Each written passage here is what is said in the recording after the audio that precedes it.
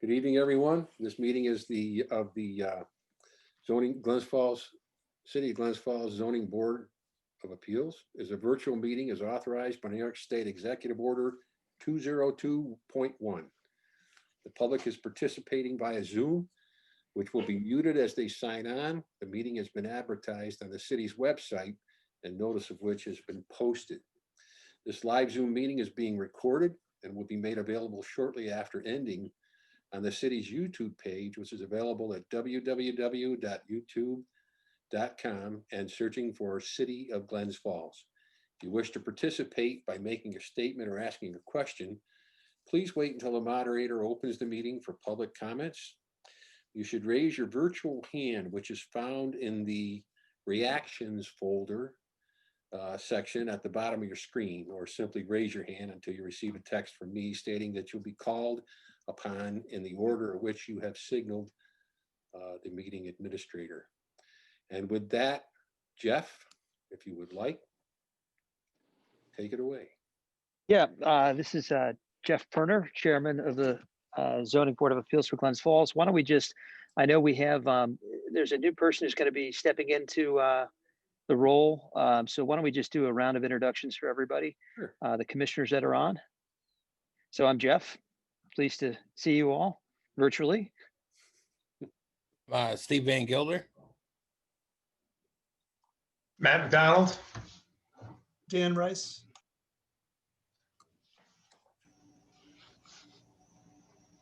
Allison Gaddy. Jeff, just to say that Megan Nolan is taking over for Noreen Dove, who retired on January 8th after 23 years as deputy city clerk. Megan worked in the clerk's office a few years ago. She's been the city's webmaster for a few years, and I'm sure that she'll do just as good a job as deputy clerk as she's been doing with the web. So after this meeting, Megan will be doing the zoning board and planning board meetings. Well, welcome aboard, Megan. It's great to have you. And we certainly appreciate your jumping in for the next meeting. So thank you. With that, let's begin the January 19th, 2021 Glens Falls Zoning Board of Appeals meeting. I'd like to make a motion to accept the minutes from our last meeting. Did we, I think we tabled, or we did not have a meeting in December, so this would be the November minutes, if I'm not mistaken, Ed? That's correct, November 16th. Yeah, so I'd make a motion to accept the November 16th minutes as written. Do I have a second? I'll second it.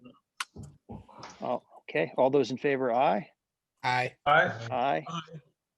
Aye. Any nays? Okay, with that, the motion carries. Minutes are accepted. First item on the agenda this evening is area variance 20-0030 Michael Forlini. This is 15 East Notre Dame Street. Is Michael there? I don't know if we were able to contact him to get an email to invite him. Okay. I did speak to him. Let me make sure of that. Hang on one second. There's two people that I spoke to. Oh, that's East Notre Dame. I'm sorry. That's a different one. Yeah, no, East Notre Dame. That's the one we're looking for. Yes. That's not the one I spoke to. Ah, okay. I know he's been before us once before, and due to the perhaps that we were not able to notify him of this meeting, I'd like to make a motion that we again table area variance 20-0030 till our next meeting. I would second that. Second, all in favor, aye? Aye. Aye. Okay, motion carries. Next up is area variance 20-0037, Diane and Anthony Pirelli. This is 17 Shippey Street. Is there someone on representing this, and could they be unmuted?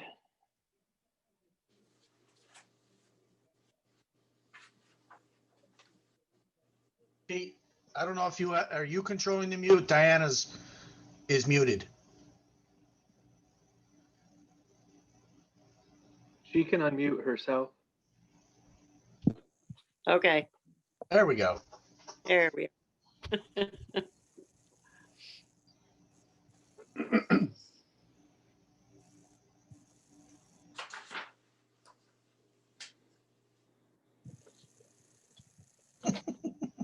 Jeff, are you're you muted. speaking? Jeff, You're muted, Jeff. Oh, don't know how that happened. Okay. Hey, thank you for joining us virtually, Diane. I know the last time we met at the meeting that the board had some concerns over the application, and one of those was the location of the fence, and I believe you were going to take some measurements. I hadn't seen when anything was submitted, but was wondering whether you had done any measurements or The zoning, Chris, I believe Yes. his name, was going to go over and measure to make sure there was 20 feet. I did do that. We were within like 3 inches of where we needed to be. So for me, I'm good with that, especially measuring in the snow. So the front yard setback going the one direction is fine. And that was, somebody brought that up, question that. There is no issue. So it's just the other way now, the other front yard. What's the other front? Can you You're just, on a corner lot, so you have 2 front yards. Yeah, the other one fence on, that was like, God, that was there when the house was bought. The chain link fence, you mean, Chris? It's Shippy, and what's the other one that comes? I'm drawing a blank on it. Or-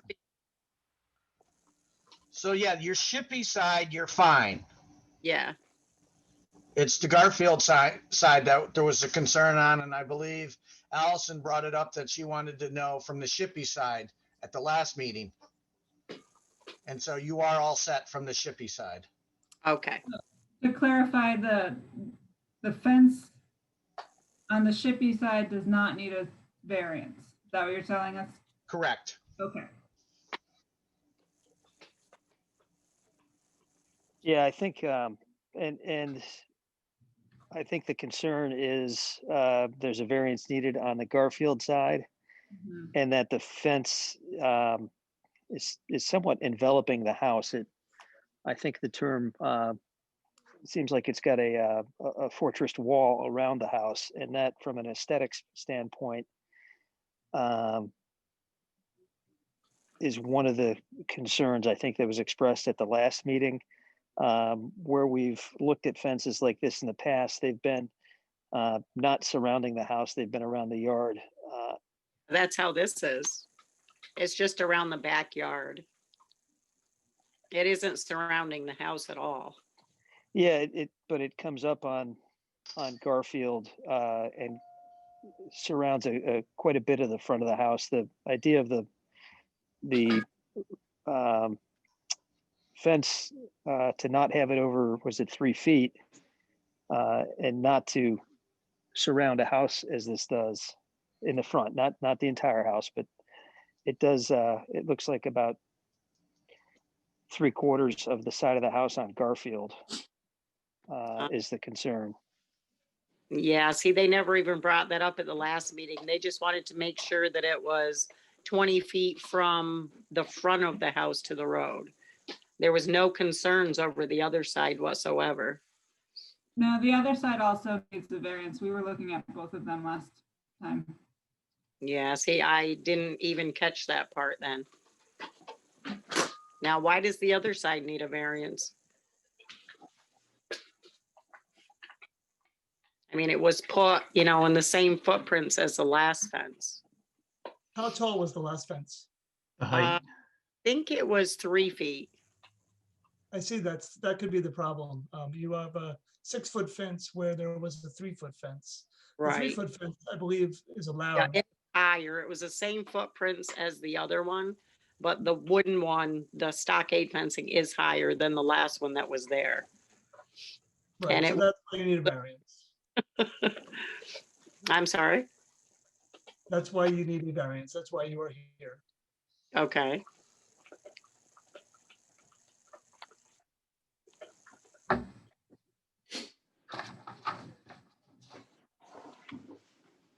Jeff, you were muted Jeff again. is muted. I don't know why it keeps auto muting me, but the reason why you need a variance is having a corner lot, you in essence have two front yards. And so the setback that that would be needed for the Shippey side is also needed on the Garfield side. And the Glens Falls ordinance or law on fences state that in the front yard, and I'm not saying this exactly, but they need to be no more than 3 feet in height. And that is the concern with this. Chris, certainly, if I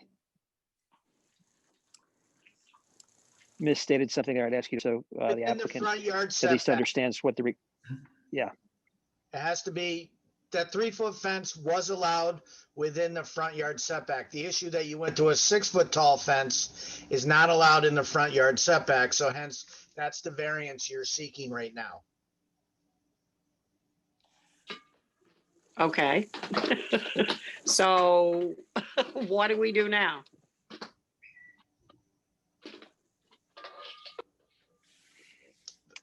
That's for the board to decide.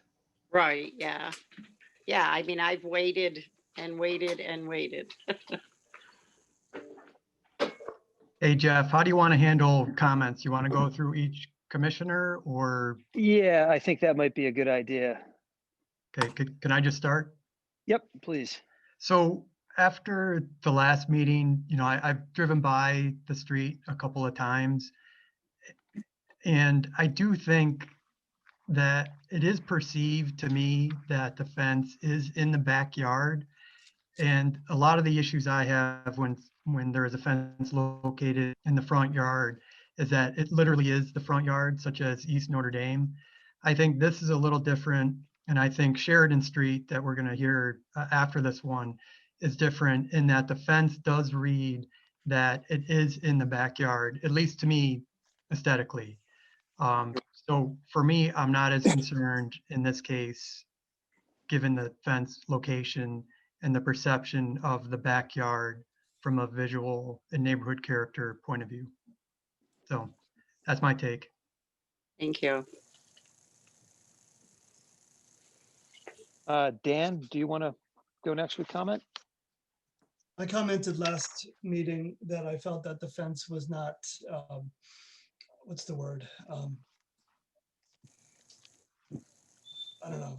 It's a stock case with the dog ears.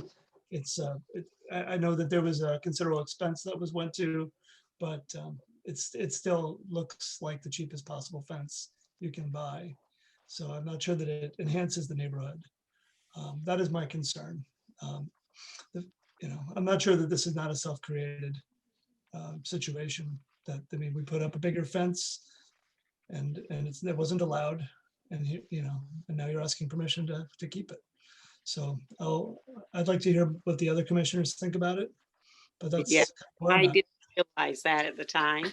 I had no idea. I just moved down here and there was a pre-existing fence there, and I was worried about my dog. And I had no idea, how this went. Which when I did find out, I went in and paid the charge and got the permit and did everything I was supposed to do.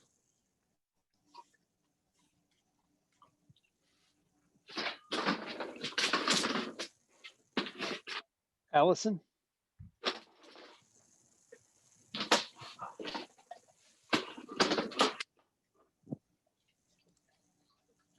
Allison, you're muted. And now, oh, I also froze. Yes. Gunner. Okay. Because I'm opening Google Maps.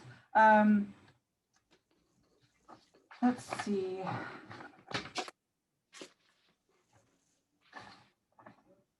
I understand you weren't aware of this rule. We see this far more than I would like on this board, seeing fences go up without a permit. Right.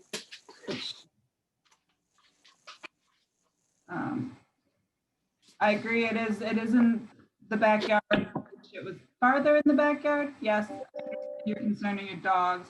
I think there are some of your neighbors do have the 4-foot fence, and it does, or 3-foot fencing, and it does contribute to the neighborhood feel. It has like a cohesiveness that everyone has, that sort of fence along the street. Yeah, they do. So Several of them, actually. putting a 6-foot fence up certainly changes the feel of the neighborhood. It's less of an inclusive area. Christina?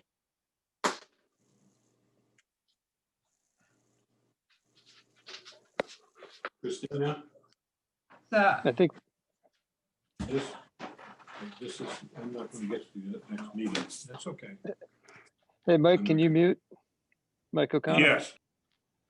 Thanks. Allison? so I'm still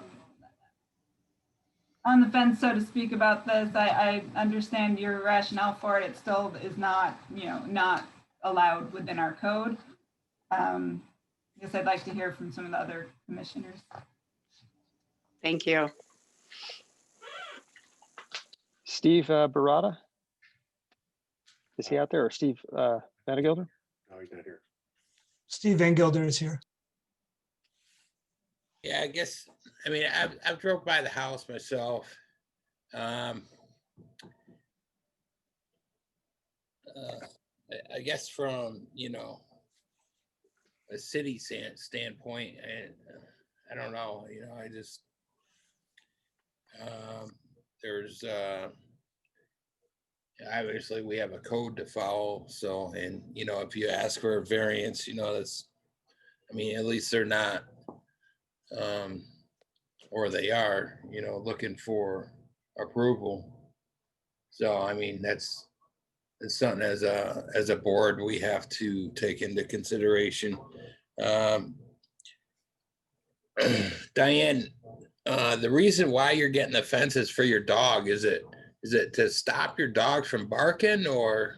No, it's stop him from getting in the road. Okay. Yeah, it's to stop him from getting in the road. The other fence, he would jump right over. And with the snow that we've had, he can, on the chain link fence, which is actually 4 feet on the other side of the yard, he can actually stand, he could go over that very easily. And I did not want him getting out. There's other dogs, people that walk their dogs, and it basically was for his safety and to keep him contained in the yard. But I had no idea. Like I said, I mean, I grew up in Thurman. I had no idea about all this stuff. Yeah, no, that Thurman's a lot different than living in the city, I can tell you that. Yeah, and unfortunately, you're not alone in people not knowing about this, because this seems to be, I think Allison touched on it, something we're seeing quite a bit of these requests for fences after they've been put up. I don't think everybody generally knows that there's a permit required, and there's regulations regarding it. So it's unfortunately a tough situation that you're in. When this was brought to my attention, I mean, I've had several neighbors, come over, which apparently the zoning board had contacted, and they didn't have a problem with it. They said they would actually go to the zoning board themselves at the first meeting. And I said, no, they didn't have a problem with it. And there are several fences in this area that are above homemade 6-foot fences. And like I explained to the other gentleman, when this all came about, we would have loved to put up a vinyl fence. But there's no way that could have happened with a pandemic going on. It took us about 4 or 5 months with that fence on order just to do it. So we had to do what we, thought was best with winter coming and keeping the dog inside contained. Right. Jeff, we're done with commissioners. I would, Keeping up the neighborhood, I really think that's the case here at all. Yeah, it's just that we have, I think the challenge that we face is balancing the requirements for a variance and the impact on what it does to the neighborhood. And I think the thing that, and I'll ask Commissioner McDonald to speak after, but some of the idea around not having 6-foot fences in front yards, and unfortunately you have 2 front yards being at a corner lot, is that it doesn't wall off the house or segregate a part of the home from the community. And the idea meaning that you would have a 3-foot fence, it's much more of an open area that has that, I'm not sure if I'm using the right word here, but that more of an open area between houses in the Right. backyard, or when it's not adjacent directly, because your fences, I've driven by there many times, goes right up to about 2/3 covering a good section of your house. And the balance on our part is to try to preserve that open air quality in the community. If your fence was entirely behind the house or just to the edge of the house, Right. it would make more sense, because then it would truly be in your backyard. But it covers up 2/3 of your house in the front on that one side, on the Garfield side. And I think that's the challenge that the board has with this. Right. But Commissioner McDonald, Matt, if you'd care to comment, certainly would like to hear your thoughts as well. Yeah, good evening, Diane. How are you tonight? Good. How are you? Doing okay. Not too bad. I first want to say that, I do sincerely sympathize with the predicament that you're in. This is one of those things where, several of the other commissioners also commented, we definitely don't like being faced with this situation. We'd love to catch these further upstream before they become an issue. But we do have to try to think a little bit holistically of the city as a whole, and where a decision like this may impact a year and a half down the road and another neighborhood, and et cetera, et cetera. So we got to maintain a sense of consistency and recognize, similar to what Chairman Kerner was just alluding to, it's not that you have a fence, it's just how the aesthetic impact it's making is what's causing the issue. So Right. it's, again, I do sympathize sincerely, but, it's just one of those situations, unfortunately. Thank you. Jeff, you're muted again. Oh, sorry.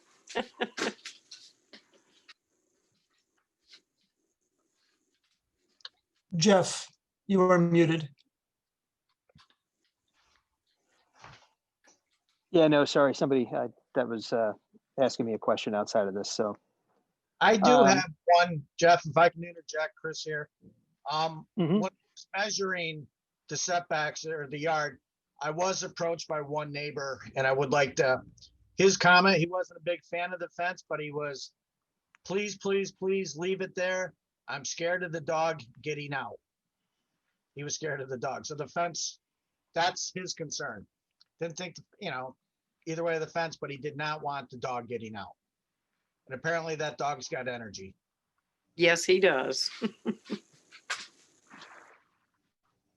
yeah, Jeff, just to interject too, at some point, don't forget to open it up to public comment if Yes. there is anyone here.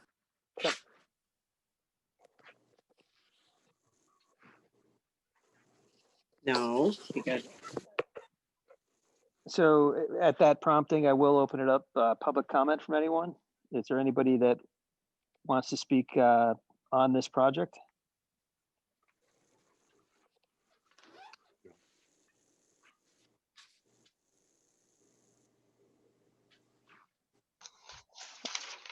Can you tell if there's anybody out there that, There's none. okay. Close public comment. I did have, I'm looking for it right now. I did have comment that I received via email. what would be the best way to enter that into the public record?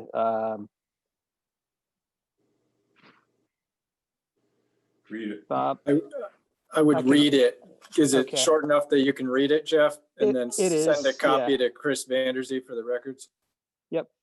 Just bear with me. I'm working remotely, multiple computers here. So just give me a second.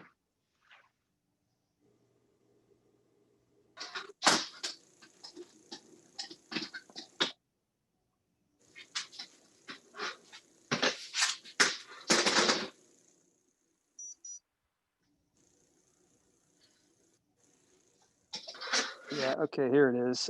Chris, I believe you saw this. This is from, it is from Dan Brown. And let me just read it. Regard to the board's agenda items number 1, 2, and 3. I'm writing as a city resident on my own behalf and as an architect. Each of the 3 applications involve a request to install a 6-foot high fence in a front yard. I'm aware of the code allowing a 3-foot high fence at front, but since I don't have plans showing each application's particular layout and location or the design type of the fence proposed, I express some concerns and reservations as follows. In my neighborhood, there are tall fence installations at 2 Bay Street residential corner lots that face the city cemetery. I am not aware if they receive proper permits or approval, but as corner lots with 2 front yards, they are higher than allowed, and worse yet, they are opaque, solid. In my opinion, the solid fencing is most concerning since it presents a fortress-like appearance, which I feel has a negative impact on the character of their residential neighborhoods. I urge the board to consider the impact of the appearance of the requested fences upon the neighborhood. So-called see-through fencing, i.e. spaced vertical black rods or slats or open mesh fabric, would ease the effect. I've used natural gray chain link, which provides a neutral, transparent result. I also question why the tall fences are needed. Pet enclosure question, security question. Are there alternative layouts or configurations that would be less of a visual impact? Signed, Dan R. Brown, architectural consultant to the city of Glens Falls. So let that be entered into the record as a comment. I'm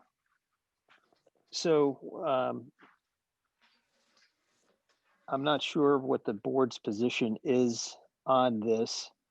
And I do feel bad. This is an unfortunate situation. I think you've done your best to try to follow the rules. And when you found out that it didn't fit, you went right to the city and paid the application fee. So I certainly commend that. Being that you might not have been aware of the need for a setback on Garfield, I wonder if it might make sense to table this for this meeting and give you some time to think about alternatives. I don't know that I can certainly pull the board, or we could move forward with a vote based on the feedback from the other commissioners. I'm not sure whether this will be approved or not. My thought in tabling it till the next meeting would give you some time to think about if there are any alternatives. There isn't at this time. There's really, there's no way that, taking the fence down, I'm not going to, chain a dog up in the backyard. It's inhumane as far as I'm concerned. I work with pets a lot, and that's not something I'm going to do. And I really don't want, him getting in the road and getting hit by a car. So, my only alternative is to get rid of the dog and take the fence down. That's all I got. Chris here again, right? No matter what the board decides, or if they decide to tell you to move the fence, take the fence down, taking it down in the winter is not an option. We understand that. So it would have to be weather dependent upon spring. What kind of dog is it? He's a shepherd.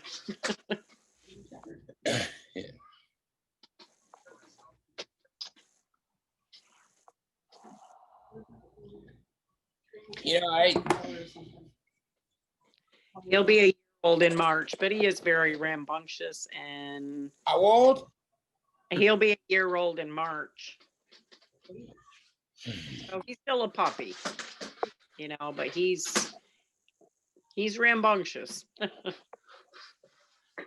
Jeff, when you are suggesting possibly tabling this and considering alternatives, I guess just to be clear, is one of those for her to consider ways the fence might be reconfigured or looking at different type of fencing materials? Yeah, my thought is, I mean, obviously there's to reconfigure it in the middle of winter really isn't an option. I get that. If the applicant didn't know about the Garfield side having an issue with a setback, rather than put this up for a vote and not knowing where it goes, potentially give the applicant time to think about if there are any alternatives for this that she could consider and come back to the board with. I feel bad in that she was not aware of the Garfield side needing the same setback requirement as the Shippey side. And I, want to at least give her an opportunity to think about that and see if there are potentially any alternatives that when the spring comes might be an option. I get the feeling that I don't know that this motion would, if there was a motion, that it would grant the variance at this point. I have to say, I think I'm okay with the fence. What is it? It's 6 foot stockade fence? Yes. I don't know. Bob, you had a. It's none of my business, obviously, but I have heard about invisible fencing. Is that something that could be considered? That keeps dogs in a perimeter, as you lower the fence to 3 feet. I was just typing that out.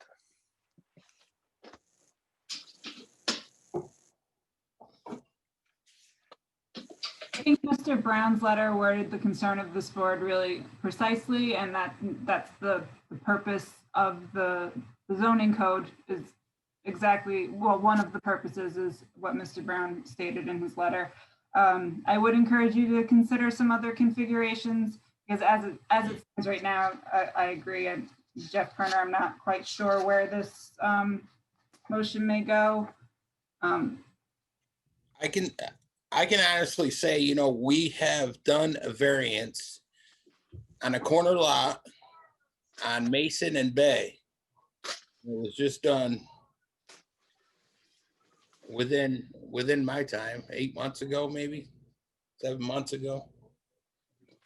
I'm not sure that I was here for that. Yeah, I don't recall that. And this is an area where we have approved 6 foot fences, but they have not, in my memory at all, enveloped the house. They've either been directly behind the house, in the backyard, so to speak, even though part of it may be considered a front yard. We've never Google Maps, approved. you'll see it. I don't recall approving a 6 foot fence where the fence was actually enveloping a substantial portion of the house. This is on the Mason side, on the corner. But it's back off the Bay Street. So what I'm seeing at Mason and Bay is a vinyl fence with decorative tops. Yeah. It comes to about, I don't know, 3/4 of the way into the porch area, leaving what appears to be approximately 15 feet from the Bay front yard.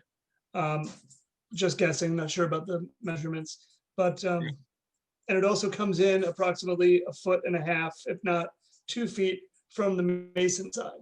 So this is a different situation that we're talking about now with Ms. Petrilli than apparently what was done at Mason and Bay.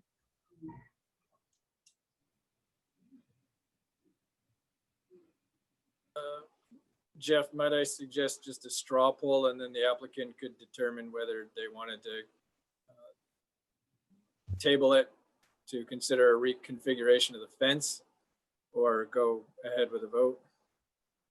Yeah, and let's just, so we're understanding, if the request was approved, then there would be no issue, variance granted, and the fence can remain. If there was a motion made and the variance was denied, I just want to make sure for the record what that means to the applicant. Then it would be a non-conforming fence, and it would go back over to code enforcement to enforce the lack of a proper fence permit.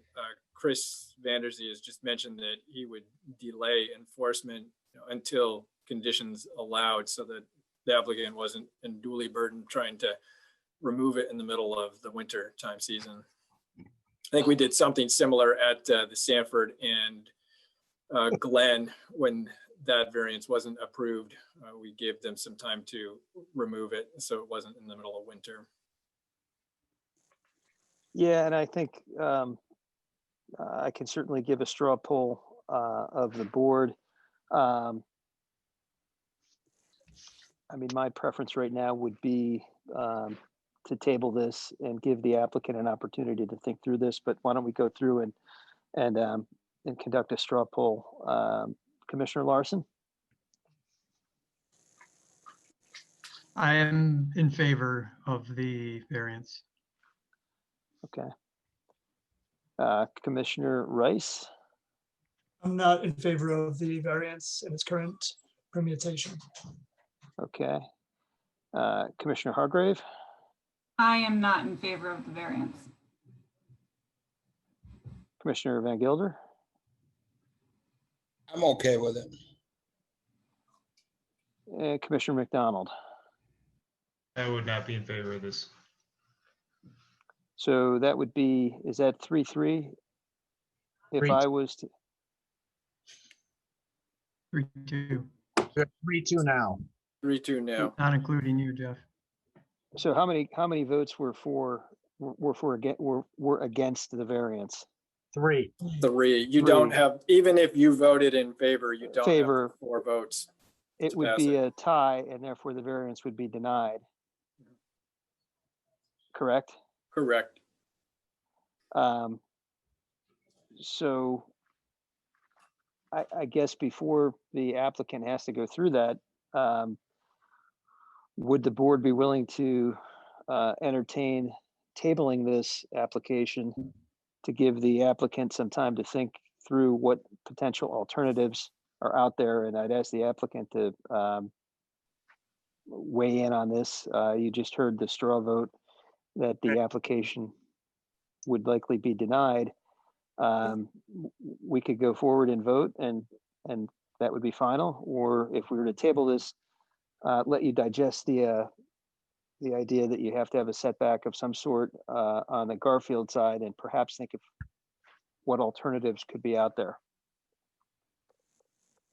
I really don't see, any alternatives. I mean, it's a very small yard as it is. And, the whole purpose of the fencing was, for the dog. Right. And, I mean, it is what it is. I'll just go by the law and take it down, and as long as I have time, before winter.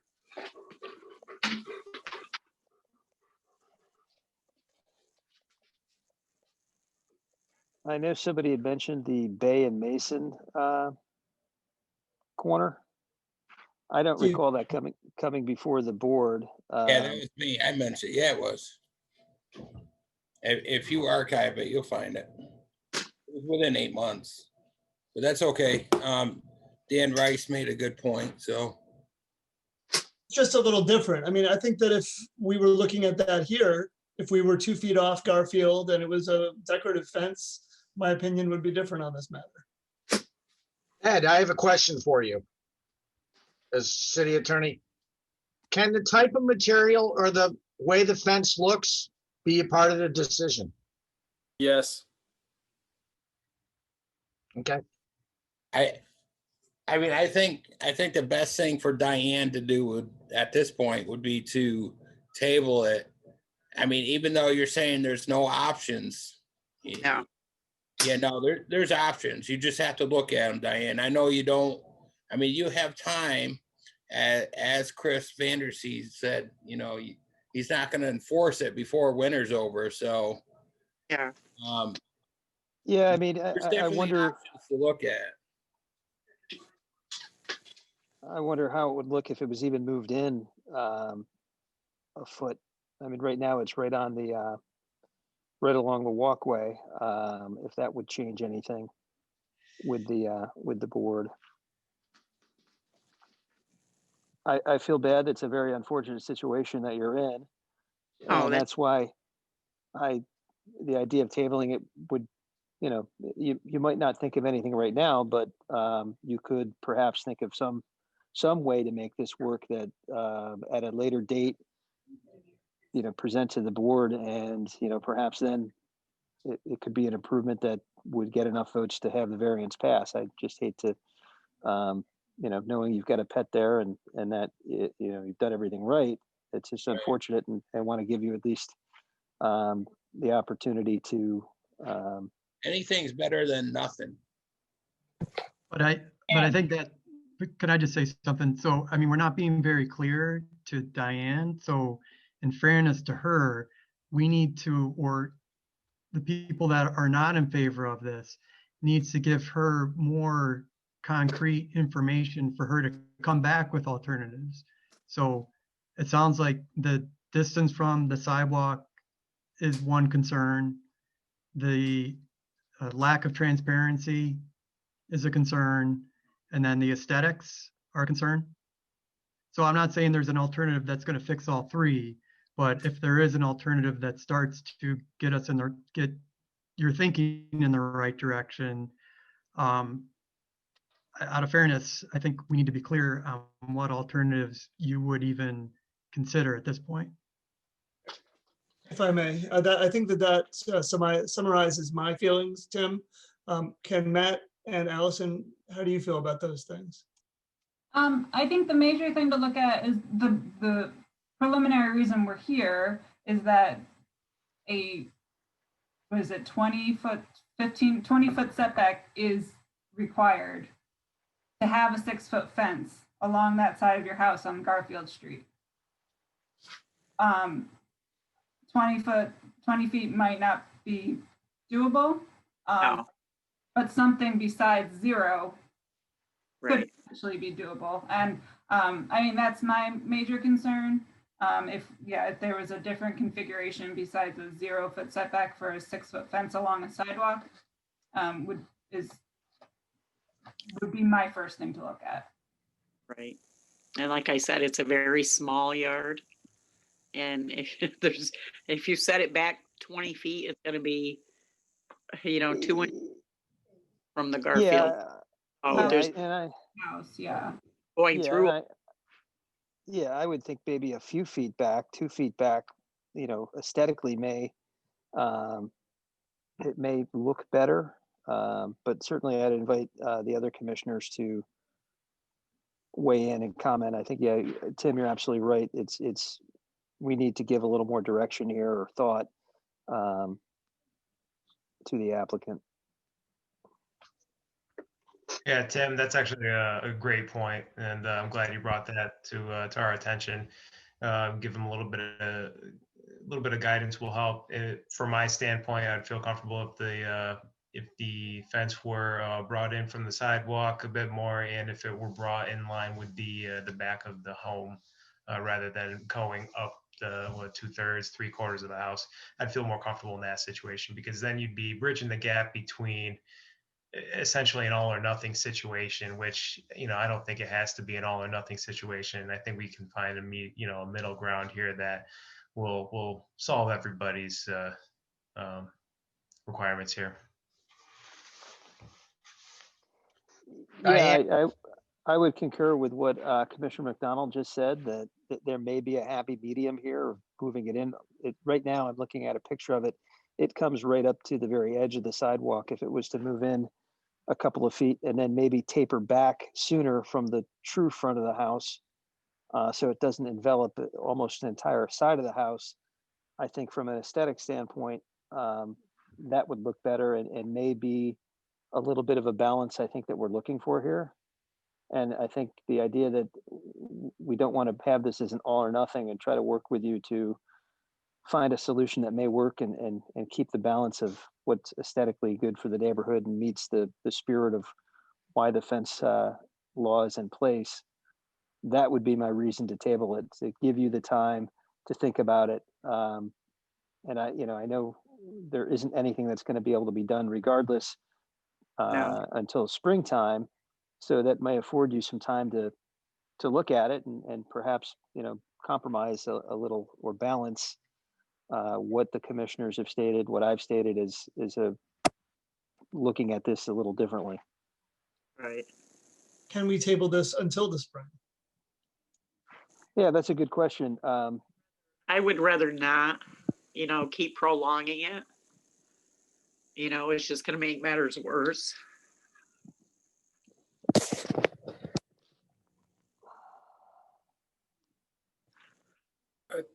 Jeff, to your general question, typically we table things for one meeting.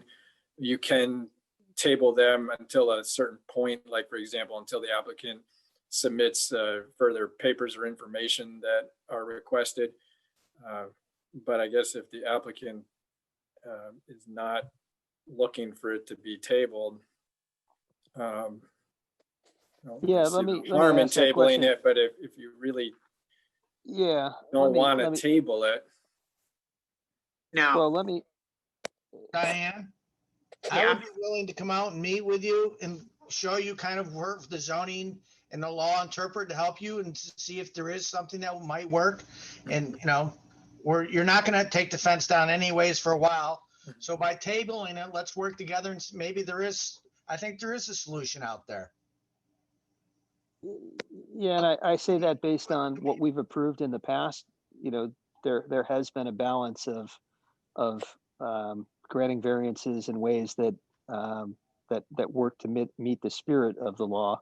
I would hate to miss that opportunity here for you, and I think tabling it would give you, till the next meeting. You could certainly talk to Chris and potentially find ways to do that. I would hate to just make this an all or nothing at this meeting right now when there could be an opportunity to make this work for you, with some modifications. So if you're good with that, I'd be happy to offer that motion to table it until the next meeting. Okay. Is that okay? Let me just, I'd like to make a motion to table the application for area variance 20-0037, Diane and Anthony Pirelli, 17 Shippey Street until our next meeting. Do I have a second on that motion? Second that.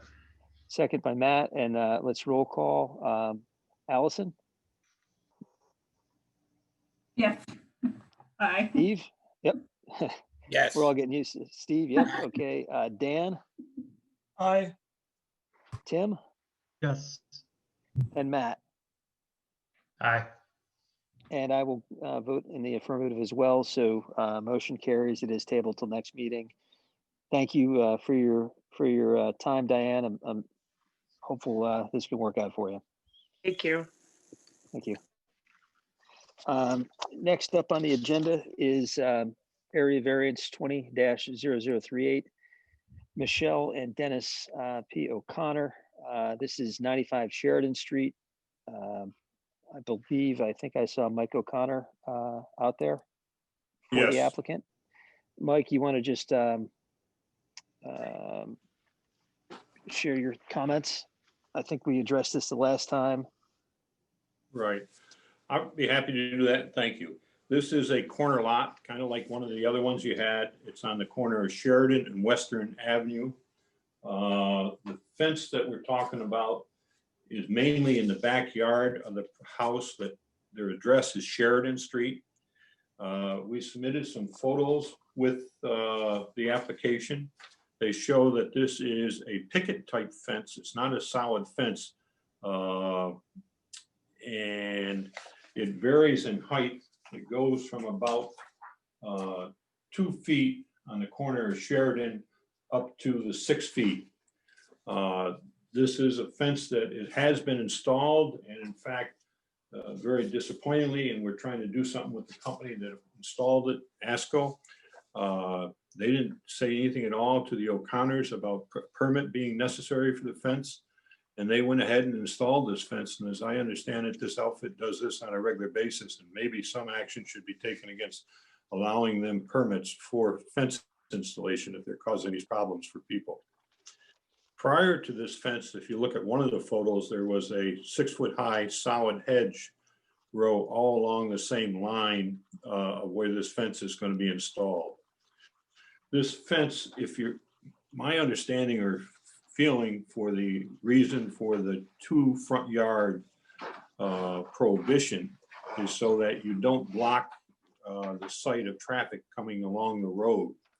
This fence is parallel to the sidewalk. It's about 2 feet off the sidewalk, and it runs parallel to the road. It does not block traffic or sight for traffic on Sheridan Street or Western. So it really has no impact. The last time we had this, the county had not responded to our request for an opinion. And since then, they did respond. And I sent that on to the city. The city should have it. It says that there is no county impact based upon an approval of this variance. That was the only question I think that we really had at the last meeting. Right. Yep, I recall that. Questions from the board? Is this, how far back is it? believe- Oh, sorry, go ahead, Allison. My bad. sorry. You said the fence goes from the corner of Sheridan to Western, but can I? It goes the corner, well, The driveway, right, to the back of the lot, doesn't go all the way. the back of the lot. It's not, Yeah. doesn't go the whole. Okay. There's a small photo that we had, and it was on the same page as the application fee. And you can see that looking, I guess, down Sheridan, the face of the fence that runs along their driveway, which separates the front yard from their backyard, their actual use of front yard and backyard, is lower along their driveway. And then it rises as it goes along Western, I guess, 6 feet. And it joins the fence in the back. Don't think the fence in the back is theirs. That's an adjoining neighbor who has a 6-foot fence. Yeah, the configuration of this fence is, it makes sense and it's not intrusive. And it, essentially replaces a bush that was serving the same purpose. So I think it's appropriate in this situation. Thank you. Commissioner McDonald, any comments?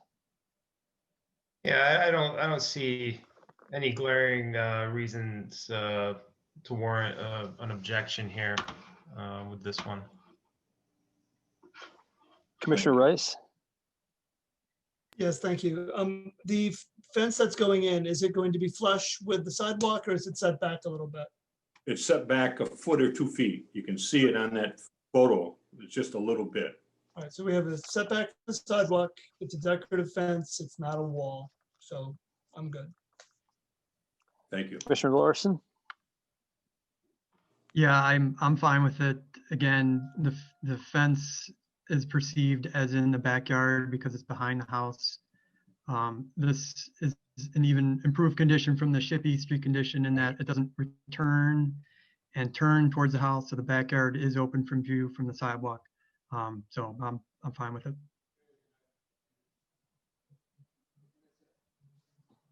Commissioner Van Gilder? I'm okay with it. It looks good to me. I don't see no issues. Commissioner Hargrave, I think you commented. Did I miss anybody?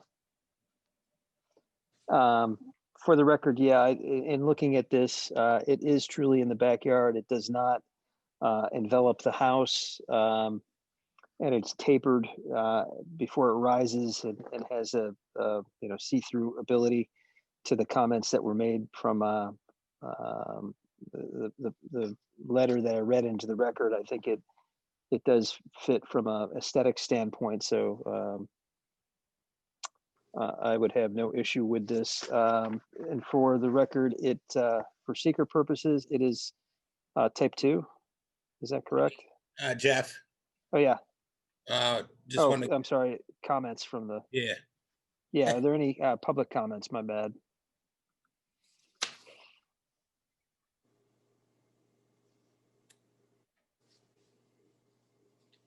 Anybody out there Sorry, commenting on this? I was muted. I'm sorry. No. Okay. So this is a type 2, so no seeker review. Any final comments? All right, I would like to make a motion to that the Glens Falls Zoning Board of Appeals grants the application for area variance 20-0038 submitted by Michelle and Dennis O'Connor, owner of tax map 302.19-3-7, known as 95 Sheridan Street. This will not create an undesirable change in the character of the neighborhood or will not be a detriment to nearby properties by granting this variance. The benefit really couldn't be sought by other means. It actually replaced some shrubs and has a better aesthetic appearance. It does not appear to be substantial. It will not have an adverse impact on physical environmental conditions in the neighborhood. And although it's self-created, it's not a reason why we should deny this permit. So roll call vote, Commissioner Van Gilder. Do I have a second on the motion? Actually, I'm sorry. Do I have a second? I will second that. Second, now roll call vote. Commissioner Van Gilder. Aye. Aye. Commissioner Larson. Aye. Commissioner Hargrave. Aye. Commissioner Rice. Aye. Commissioner McDonald. Aye. And I vote affirmative. So the motion carries unanimously. Thank you. Do you have a let's- comp planning board determination? It was dated November 20th or November 8th, I guess it was. Yeah, I believe you have that, Ed. The county, or you're referring to the county one? I do have Yeah. that. Yes, we Thank you. have. Okay, thank you. And Ed, will I need to come over and sign that? I'll gather that up and connect with you to sign that at Okay. some point, yes. All right, great. Thank you. Next up on the agenda is area variance 20-0039. Richard Sproul, contract leasee of Robert Ross Contracting, owner of tax map 309.12-10-2. This is 181 South Street. Is there someone here representing that application? No, No. he does Okay. not to. I'd make a suggestion that if I'm out of line, tell me, but I think this application needs to be withdrawn or take off the table. He has no intention of showing up to a meeting or doing anything. I'll just leave it at that. Well, let me just say, so this is the second time I believe this has been before the board. The last time we requested that the applicant submit consent from the owner. I don't believe we've received that. Correct. And we have requested this applicant to appear at the public hearing, which he has not. So certainly it seems as if we have an application before us, but the applicant is not really making an effort to supply what the board has asked for to review this variance. With that in mind, Ed, what would be your thought as I a would have board. the board, you could at least have a brief discussion on everyone's thoughts. You could have, open it up to public comment if there is any. I think there were one or two emails that might have come through that could be put into the record. And Yep. then you can't unilaterally withdraw it because only the applicant can do that, but you could proceed to a vote on it. I think I mean- the applicant was looking for a denial of his variance, and he needs that denial. This So, applicant has no standing. We don't know that this applicant Yeah, has any, it represents the ownership of the lot. yeah, does- and I think, What is there to discuss? This is not even an application. I exactly. still think this is an incomplete application. We don't even have a site plan for the project.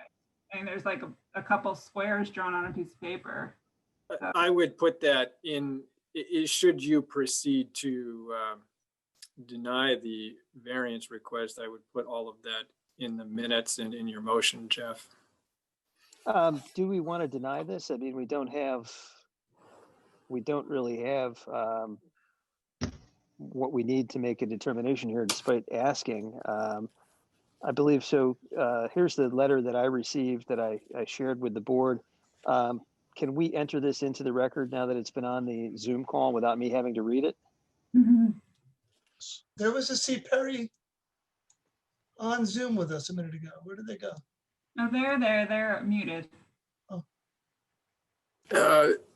You may want to read this, Jeff. I know that's kind of onerous, but you may want to just read it in there quickly. Okay. I'm going to pull it up on my my laptop. I'm currently working this call on my phone. So, and I forgot my readers in the hotel room. So please like bear to with me. You want me to Or read it, another Jeff? board member could read Yeah, it. please. That would be great because Yeah, no, I'll read it if you want. thank you. Okay, so it's dated January 13th, 2021 to Jeff Perner, Chairman of the Zoning Board, City of Glens Falls, New York, from Christopher Perry, 183 South Street, property owner / resident. Dear sir, Happy New Year. I hope this letter finds you well. A few months have passed since my last letter in regards to my concerns for the variance request of 181 South Street, and since the zoning board has yet to get an opportunity to cast a vote on this matter, I would like to address a few additional concerns in regards to approving such an oversized structure to be built as requested. First off, not only are there the fire hazards that were stated in my earlier letter, and we just had a structure fire at 150 South Street just down the road, so this makes me very concerned. But since November 2020, I have spoken to all property owners that border the 181 South Street property, and all owners are in agreement that such a proposal would cause more harm than good if approved.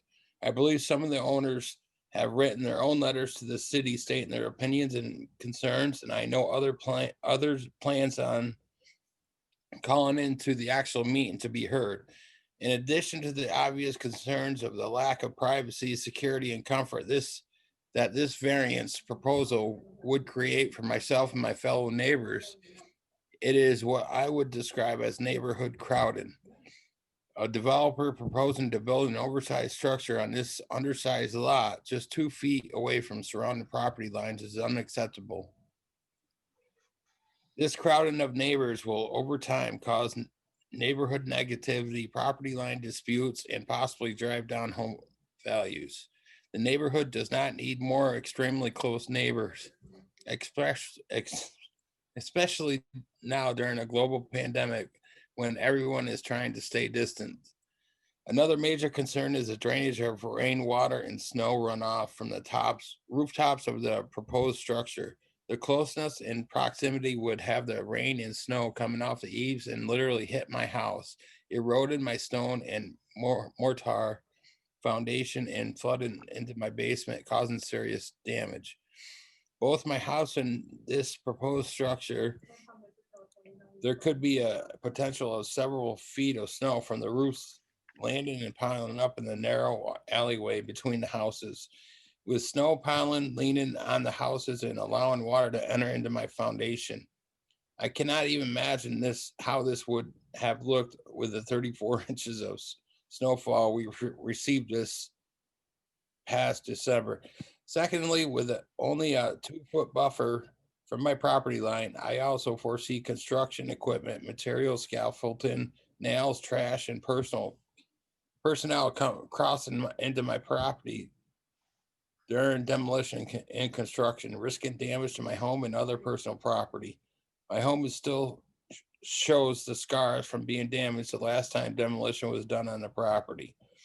And lastly, with the layout of the proposed structure's footprint consuming the whole property on every side, how will I access the back end of my garage for routine maintenance and upkeep? Would I have to shimmy myself through a small gap between foundations or be forced to ask permission to enter my neighbor's property?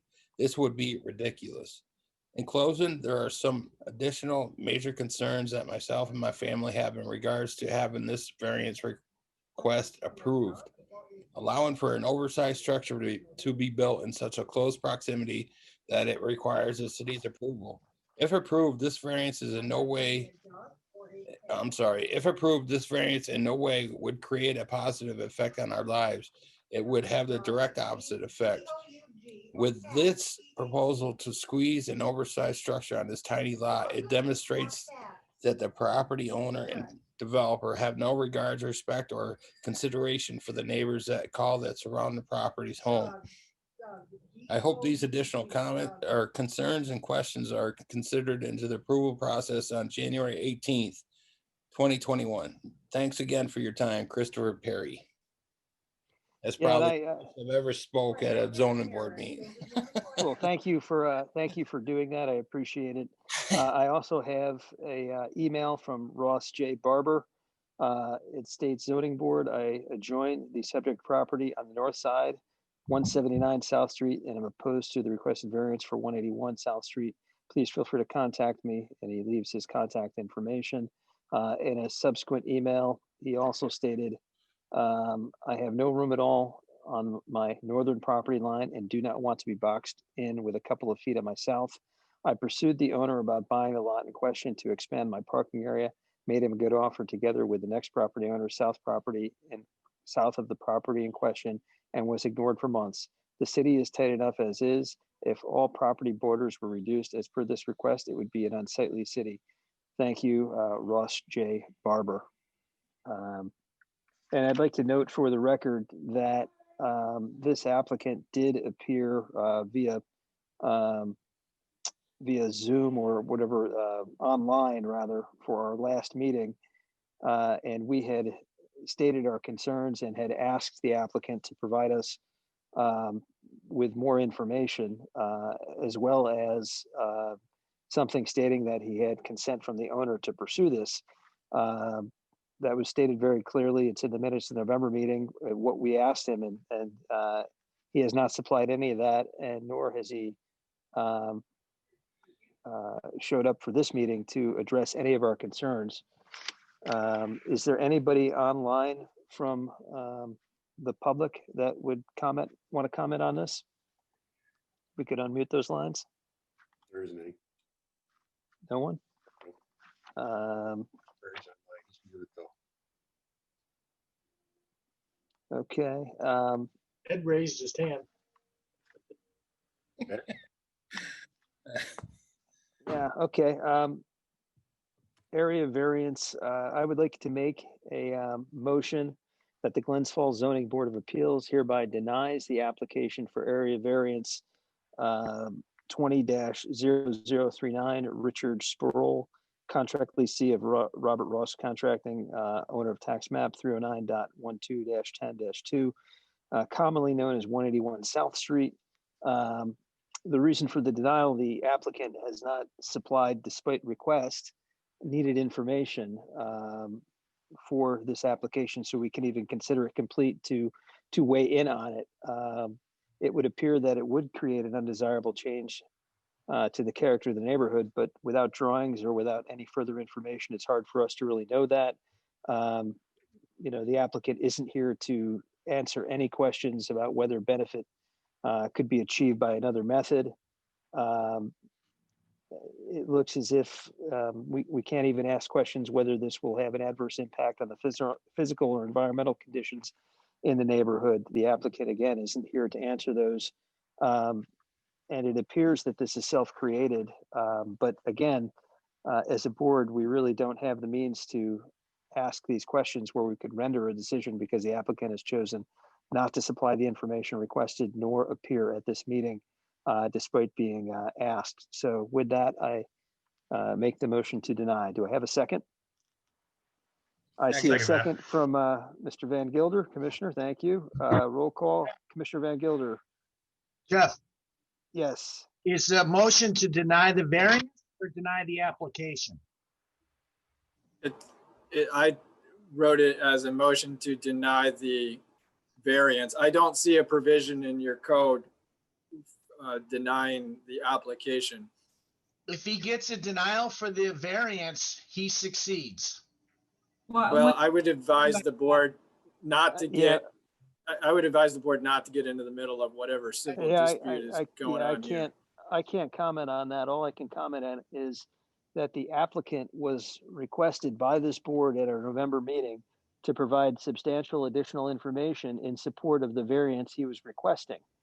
He did not provide any of that information and failed to show at this meeting. So this board really can't render a decision without the applicant supplying the information we requested.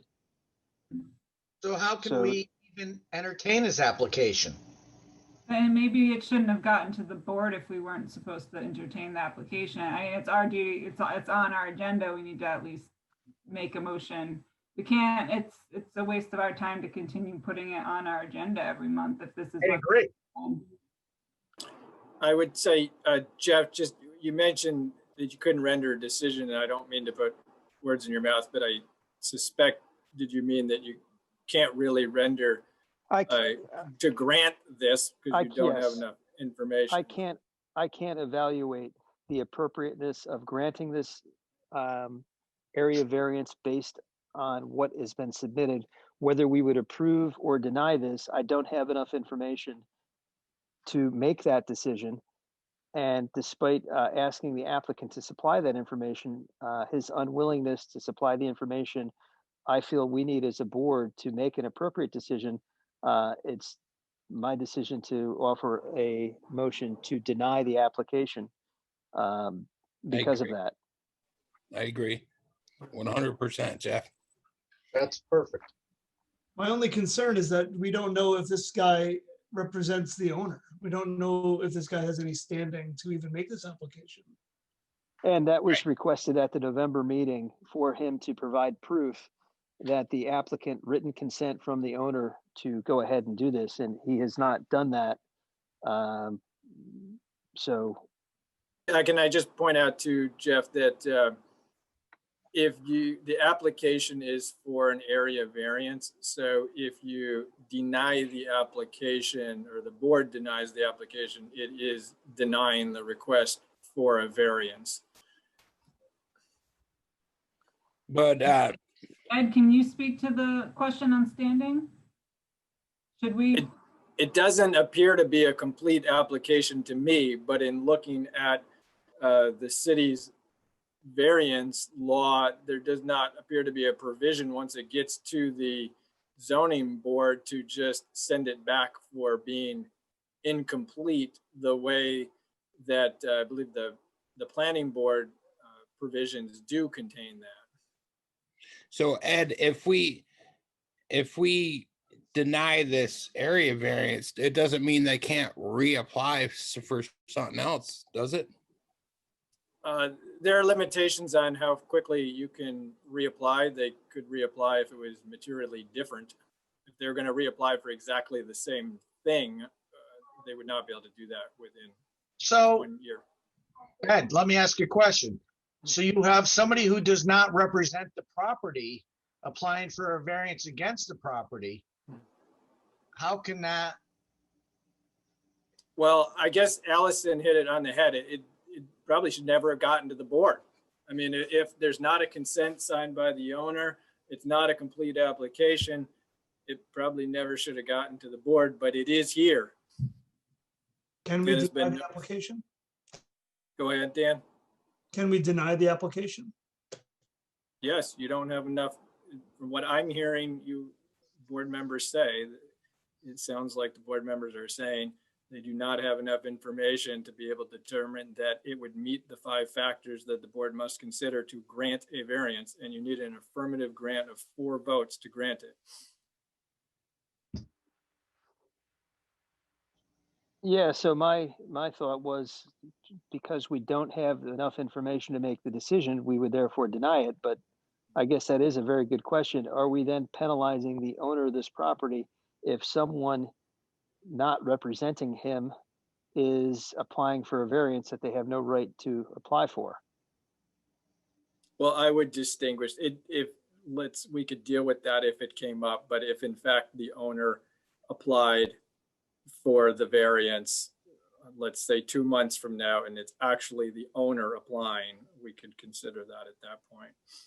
Okay. So there is a motion out on the floor that was seconded by Commissioner Van Gilder. And Commissioner Van Gilder, I believe, voted in the affirmative.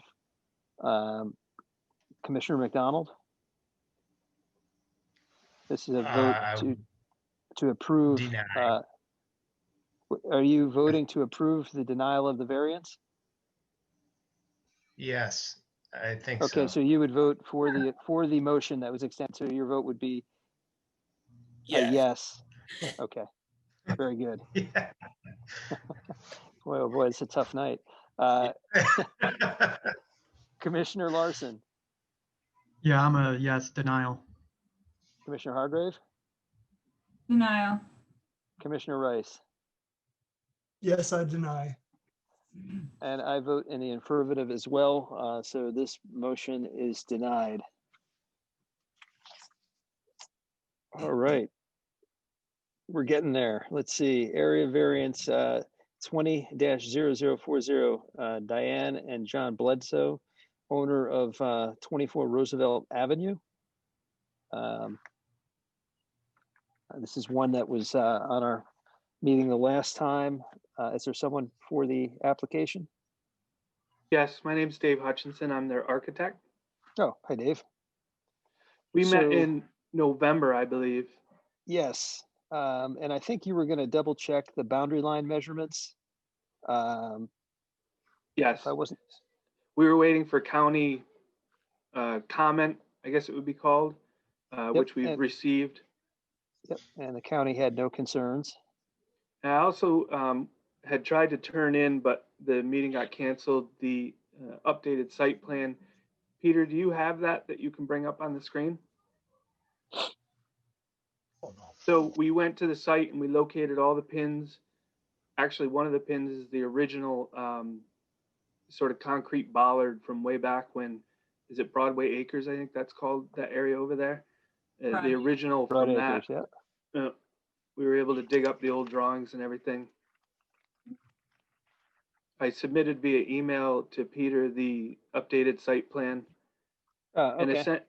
essentially what we found different than the original site plan is the pins were inside the sidewalk, where the original information that I had were outside the sidewalk.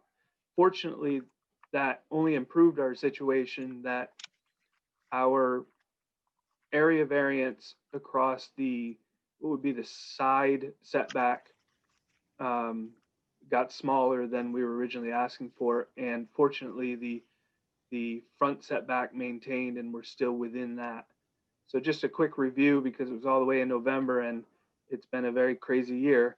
They're asking to take the same volume, same materials, same roof line of the existing building and bring it out 15 feet towards Kensington, staying within the one of two front setbacks, both front setbacks, and extend the existing rear of the house line straight out.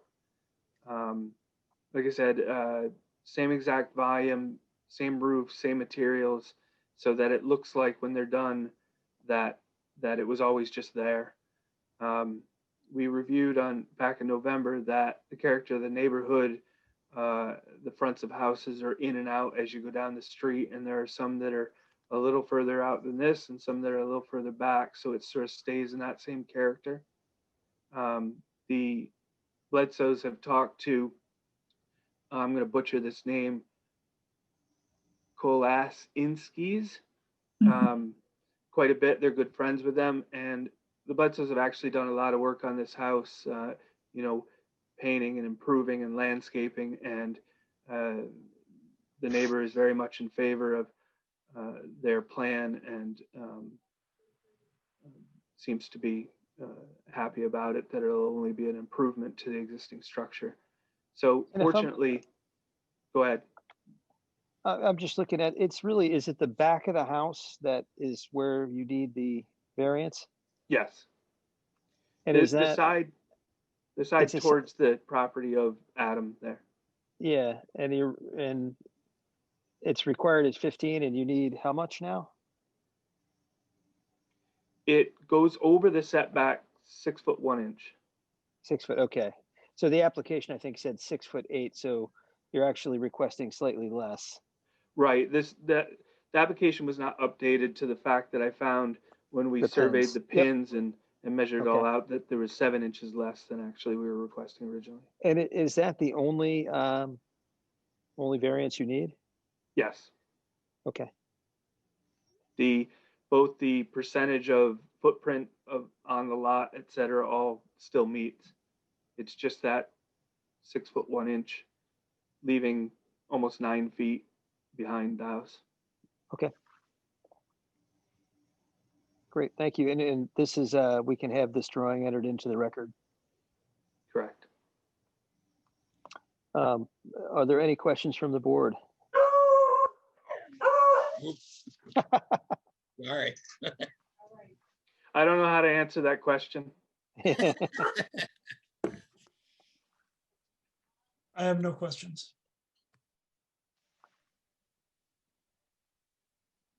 Any other? I mean, we reviewed this in Pretty November, so I feel, straightforward. yeah, pretty straightforward. Is there anybody in the, out there from the public that wants to comment on this application? There is no one at this time. Okay, so let's see. For the record, this is type 2, so no secret review. The county had no concerns. And the variance is actually slightly less, 6'1". All right. With that, I would like to make a motion that the Glens Falls Zoning Board of Appeals hereby grant the application for area variance 20-0040 Diane and John Bledsoe, owners of tax map number 302.15-4-2, known as 24 Roosevelt Avenue. This will certainly not create an undesirable change in the character of the neighborhood. It actually fits in quite nicely with the other properties. It doesn't really seem that the applicant could have achieved this by any other feasible method, as it is fitting identically in with the existing roof line and structure. It does not appear to be substantial. It will not create an adverse impact or physical and environmental conditions in the neighborhood. And while it is self-created because they're expanding their house, it really should not lead to denying this. Do I have a second? I'll second it.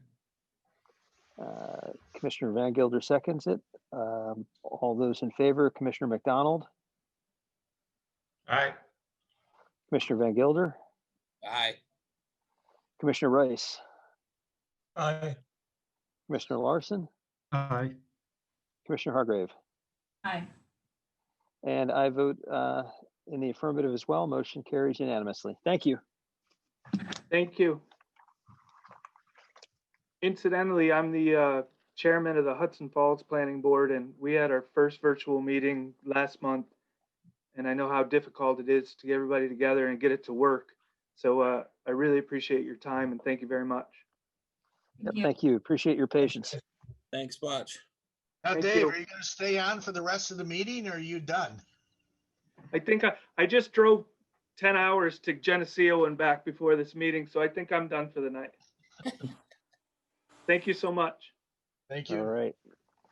Next up on the agenda is area variance 20-0052, Prime Island LLC, owner of tax map 309.12-12-4 and 309.12-12-5, commonly known as Reed Street.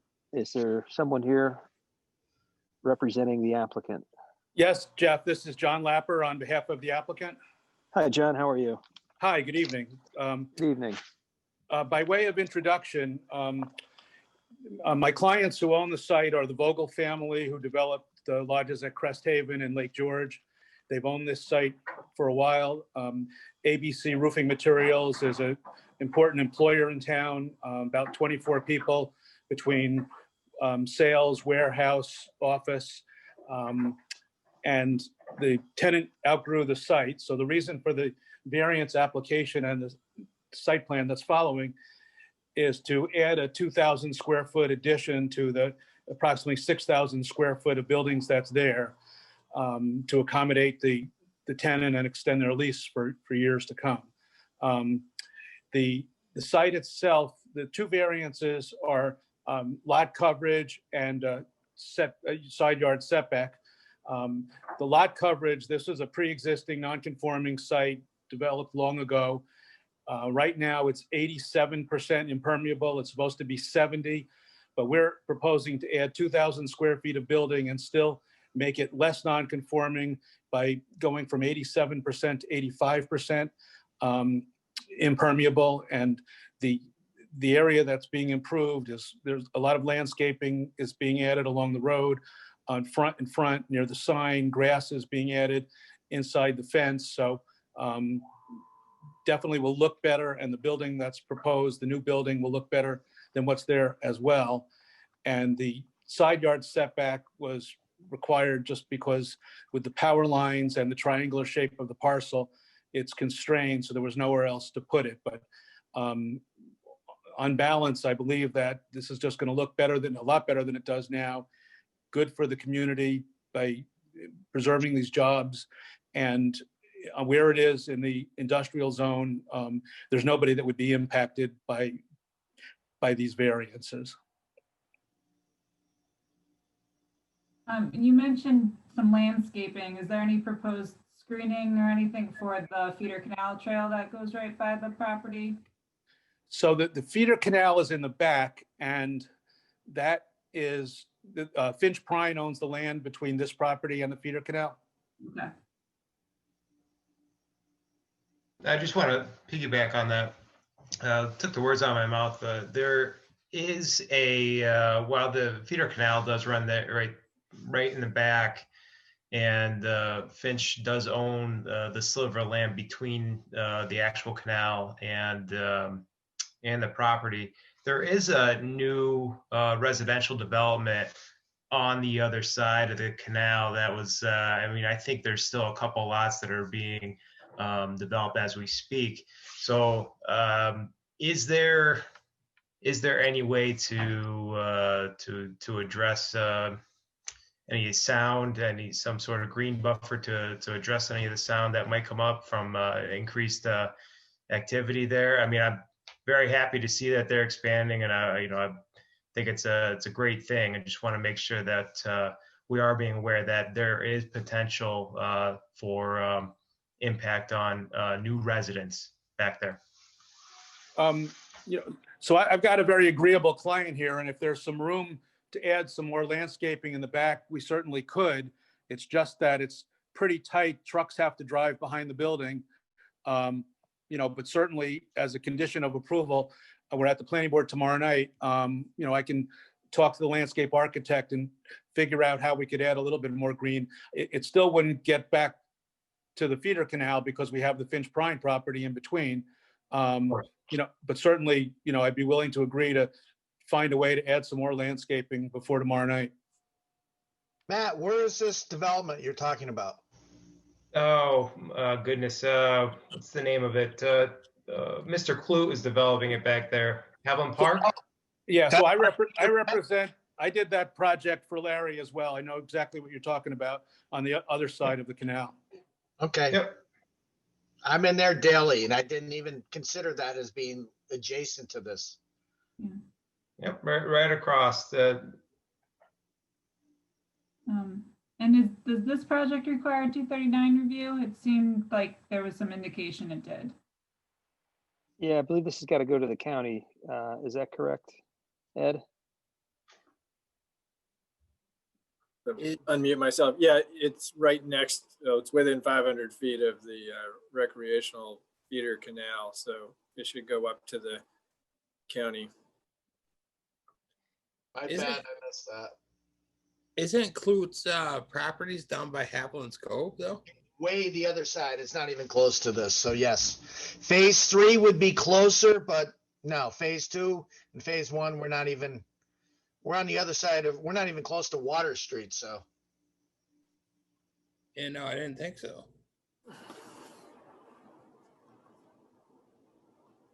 So this needs to go to the county, so we would not be able to make a decision on it this evening. Correct, but you could still give the applicant, continue your discussion, and if there's any conditions that you would be looking to impose, certainly you can discuss them with the applicant here. And also open it up to public comment as well. Yeah, it seems like there was definitely some comment on wanting to have a little more greenscaping. I'll let Matt speak to that or Allison, but would the board want to condition that on this?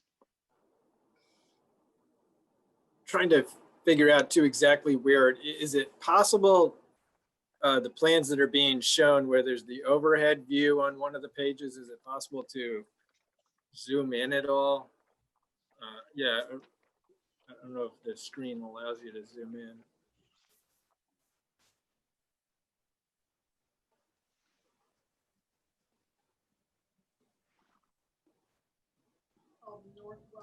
Is this the part you want to see here? what are you looking Okay. for, Ed? Well, there had been questions raised about where that other development was in relation to this site, and I saw that little overhead view. I would Chris, say somewhat, at least a half mile away from there. So you're saying the residential development isn't close to this? No. So I actually used to live back off of Faxon Street, and there is even though it might, I guess on paper, it doesn't sound like it would be an impact. There was very, very easy to hear the trucks and cranes and so on and so forth moving the logs that were even further down, further away from Faxon Street, that is. And so, I know that there were a lot of concerns about residents down and back on that corner, I guess, of the neighborhood when that neighborhood was being built, about just the greenery being removed to put those homes in, of the noise levels increasing. And just want to make sure that we're being mindful of not only those residents that were there before, but also the new residents. And again, yes, their building lots are directly across the canal, but it is something that will impact their quality of living. And so I just want to be considerate of that. Also being mindful that the quality of the city's economic situation is also being enhanced. I don't want that to be escaped. That doesn't escape me either. But I just want to try to bridge the gap a little bit.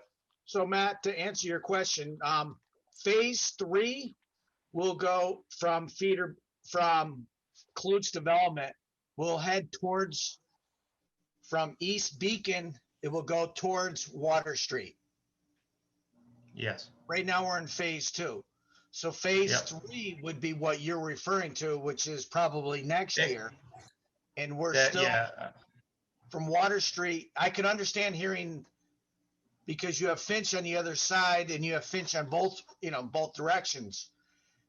Will noise from, if you're asking about noise from this development or from this project from ABC Roofing, I don't know if you could ever hear anything that far away, even in phase 3 from Water Street. No, I respect why you asked. Again, That's why we're here. yeah, no, again, I did live down there, right off Faxon and Franklin, right on the corner there. Yep. And I know that phase 2 is close to completion, and that phase 3 is yet to be underway. But it is an area where, you know, towards the end of a day, for example, when everyone's coming home, if there's stuff going on over there, you can hear it. And but again, you know, I'm not saying that it's going to drive everybody out of the neighborhood. I don't foresee that happening by any means. But you know, if there is room to try to just be proactive and mitigate any potential down the road, you know, say, you know, a few decades from now, maybe that business evolves and they take on a different operation of some kind. And, you know, we just want to make sure we're being mindful of that need for today and for tomorrow. Sure. Yeah, and not only for the residents, but also, you know, users of the feeder canal trail to maintain the little the cityscape, the greenery in the city there, you know, place to escape in the city. So again, the problem is that the applicants don't own land along the feeder canal. I know, but it still will buffer the property itself from the feeder canal. There's still a visual connection there. Yep. Correct? And I will commit to find a way to add some more greenery there. There's not a lot of room back there, but we'll do something to make it better. Thank you. Where exactly are you looking for the greenery to be placed? I'm not the landscape architect here, but somewhere between, you know, that's But geographically on the site plan, where are you looking for it? Geographically speaking, I would want to see what's possible. Obviously, you know, there are individuals more qualified than I am. You know, I'm looking at a computer screen, and you know, I had some a little bit of knowledge from previous private sector experience, but you know, want to see what's possible from their standpoint and what their plans are versus what could be allowed, knowing again that there's still a portion of land that they don't have any control over. So I would want to, it would be the back portion of the lot that is running parallel to that path, that swath of land that Finch owns. Yeah. I believe it's Finch, that is. So I may be mistaken. And this project will be in front of the planning board tomorrow night, just so the board knows, and they can also, this would be right within their wheelhouse for this type of analysis. So there might be more detail coming back to the board after it goes in front of the planning board. Yeah, I mean, I would say I'm generally favorable towards this application with the comments made by the other commissioners taken into consideration. I mean, it's certainly an employer in the area we want to support, and this does not appear to be substantial. It seems like it actually may be an improvement over the existing building. Absolutely. If we're looking to tell John to tell his applicant he needs to do something, I'm missing or where it's supposed to happen, where they're supposed to do something. And maybe I'm the one who's missing it. So from that view, if somebody can point where they're looking for, what they're looking for, so John can go back to his applicant. Okay, so we're not looking at Reed Street. We're not looking at Pines Island Drive. We're looking on that last back stretch. I think, John, you're working with the Studio A, correct? Yeah. So we'll find a place. Yeah. It won't be right behind the building because there's no room, but elsewhere on that edge of the property, we'll find a place to put some more green, some more shrubs, trees. That'd be perfect. That'd be ideal. So you're looking to put stuff on Pines Island Drive right here? No, on the back side. Yeah, the side that's parallel to the feeder canal, right? Am I missing something? I mean, that seems to be... That's right. Exactly right. Yeah, that's where I understood it. Yeah, that seems to be fairly straightforward. I think John is aware of that.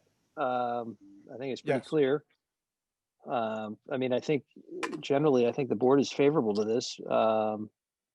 you've heard our concerns, so is there No, any that's public fine. comment? Is there anyone from the public that wishes to speak on this? No. Ed, this is an unlisted action, so it will require secret review? It would, and I believe that we got the completed seeker today. Yes. John, yes. Yep, I just emailed that out to the board as well. So is there anything else on this? Do we have to make a motion to table it pending the county? I would, yes, for the record, make a motion to table it pending county. Feedback? All right, if there's no other questions from the board, I'd like to make a motion to table area variance 20-0052, Bryan's Island LLC, owner of tax map 309.12-12-4 and 309.12-12-5, known as Reed Street. We'd like to table this to the next meeting pending review by the county. Do I have a second? Make that second. Commissioner McDonald, how do you vote? Aye. In the affirmative? Aye. The Commissioner affirmative. Hargrave? Aye. Commissioner Van Gilder? Aye. Commissioner Larson? Aye. Commissioner Rice? Aye. And I vote in the affirmative as well. So the motion carries. It is tabled to the next meeting. Thanks for your time, John. Thanks, everybody. Thank you. All right. Last but not least, area variance 20-0053. Ethan Hall, architect agent for the applicant, Foothills Builders, owners of tax map number 302.12-21-16, known as 15 Kenworthy Avenue. Ethan, are you out there? I'm trying to get him in right now. He's at the Queensberry meeting remotely, whatever. So I just texted him and he should be back joining us here any minute. Okay.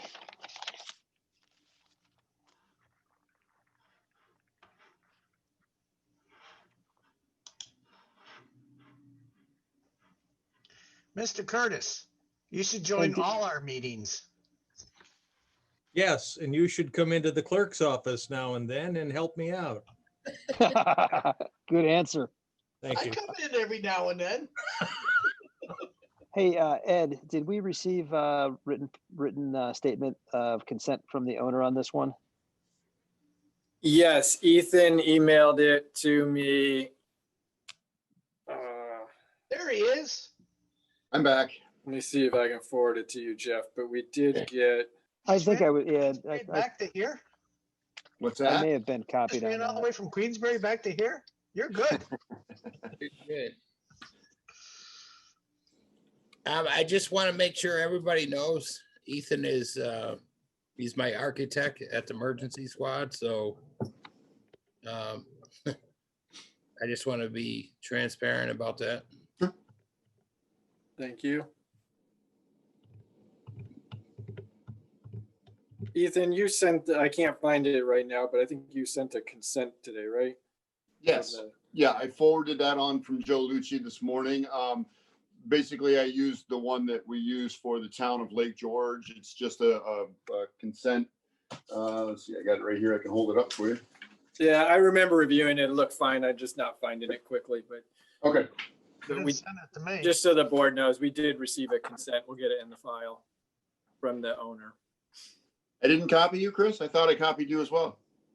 I didn't see it, but I don't know. Yeah, I think I have it here. I know you're good, so. Okay. It was an So extra why don't- sensitive topic, Ethan, based on another project. I understand. So Ethan, why don't you tell us about project? Okay. Good evening. For your records, I am Ethan Hall. I am the principal with Rosinski Hall Architecture tonight, representing Foothills Builders and the property at 15 Kenworthy Avenue. The property is the one that burned down about a year ago. The Liucci's bought the project or bought the property from the previous owner, and they wish to reconstruct a duplex on that lot. We do need we've worked as closely as we can to try and make the project fit within the bounds of the existing lot. We've met everything except for the rear yard setback at this point. That's the only thing that I can't make work and keep the building of a reasonable size.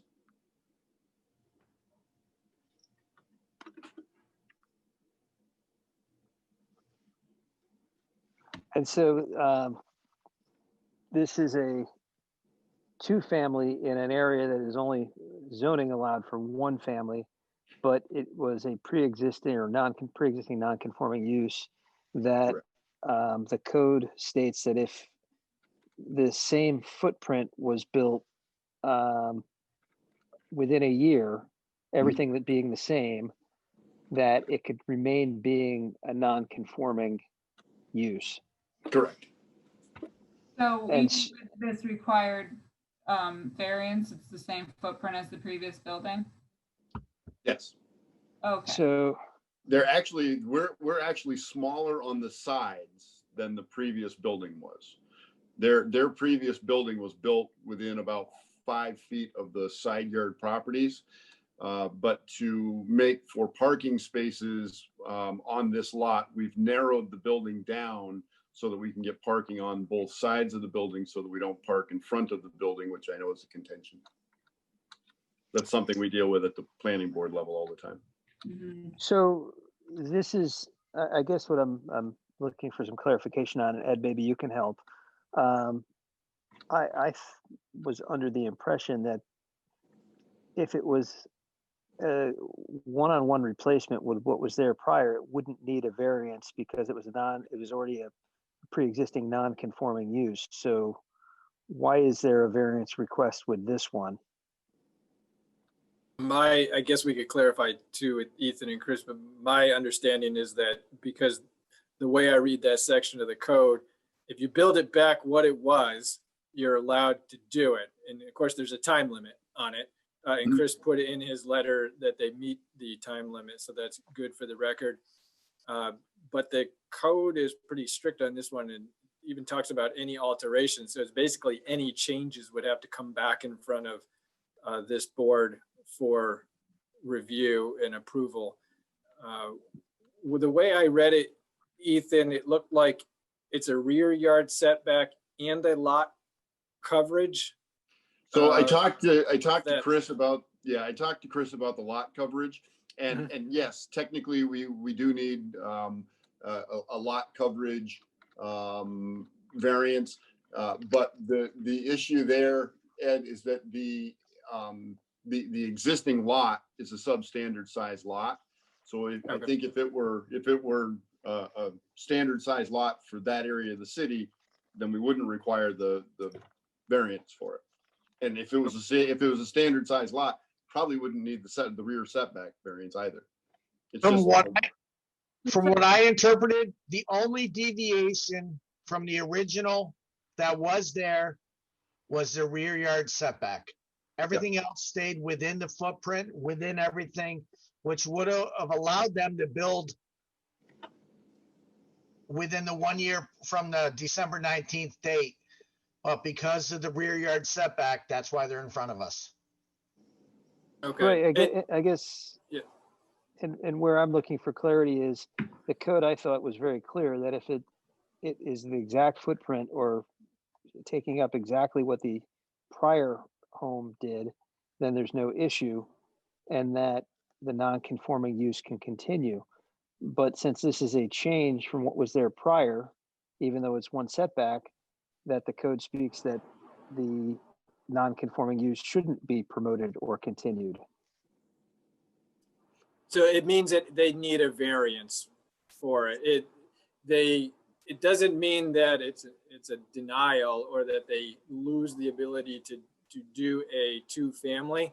That use is still okay, so long as they get the variances that they need. If they didn't get the variance, then they would have to design the project to be within the old footprint, or they'd have to switch the use. So what is the proposed lot coverage? Our proposed lot coverage right now is 60, well, our green space is 41.07%, where 50% is required. So your lot coverage is 59. 59 and change. Yeah. 58 and change. Yep. And you said the lot coverage is actually going down? I believe that the lot coverage is hard to tell because our survey doesn't show what the previous lot coverage was, so I'm only guessing. But yes, the previous one had a lot more pavement on it than this one does. And just for the board, the Reed Street one, I believe that also included a lot coverage, even though it was going down, it was a change. So. Yeah. Right.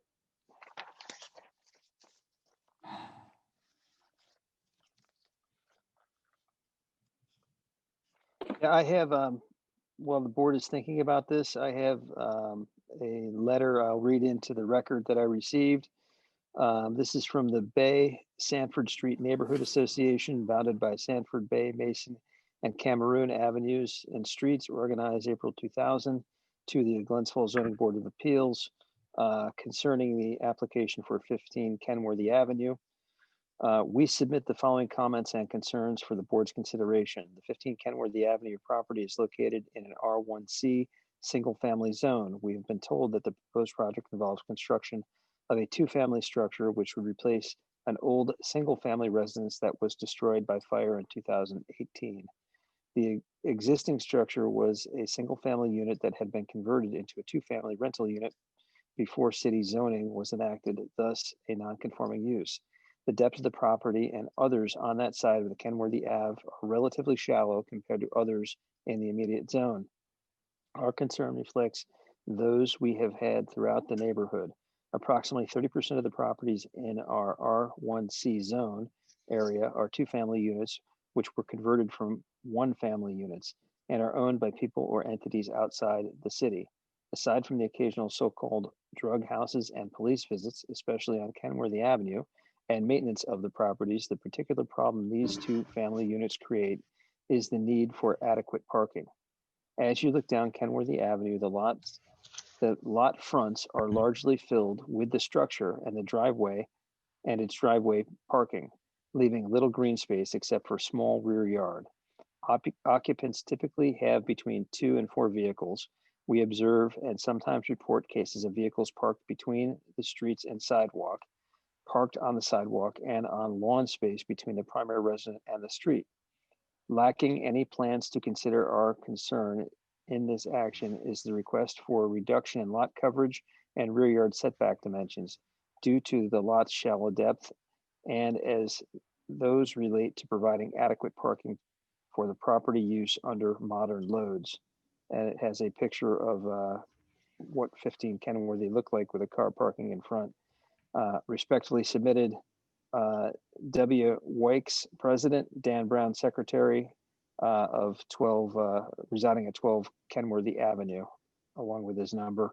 And then the names of the families who are in this association: Aiken, Ashok, Batchnard, Brown, Shione, Close, Connell, Cotton, Corelli, Dillmore, Faust, Gerard, Harrington, Hayward, Helm, Hollis, Minnick, Noiser, Pearl, Piaggio, Potter, Priest, Seiko, Smith, Thompson, Werner, Wilson, and Wykes. That's the comment to be entered into the record. So Nathan, in hearing that, particularly on the parking and not, I think they make a point of not having enough space due to, kind of today's world where people have multiple cars. This is a two-family. How is the parking addressed? Can you walk through that?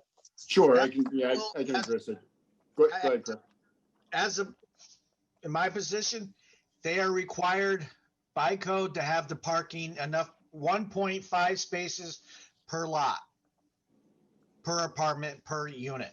So that's covered already within the planning board, within the site plan. That's something that should not be in front of the zoning board. Parking requirements, if, It's correct me if still a I'm fair wrong, but question of- I believe we can ask the applicant Yes. to give us his rendition on how he wants to solve for this, because it was raised by somebody who commented. So I'd like to have the applicant comment on that, please. Absolutely. So we've provided 4 total parking spaces for the 2 units. That gives us the required parking that's needed by the zoning law. One of the comments that came from that letter stated that these are largely owned by people out of the area. Joe Liucci is Foothills Builders. He lives in Queensbury. He's a local guy. He's not going anywhere. His son is now running or working to run the business. They're not going anywhere. These are local guys, and they don't intend to rent these to families that are going to have 15, 20 people. What they're actually looking for are young urban professionals is what they're targeting their rentals.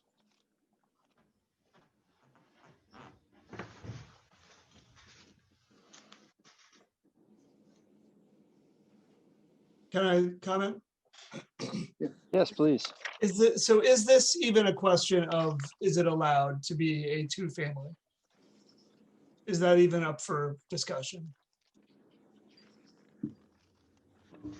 Sorry, I was muted. No, and that is not an issue before you. Okay, thank you.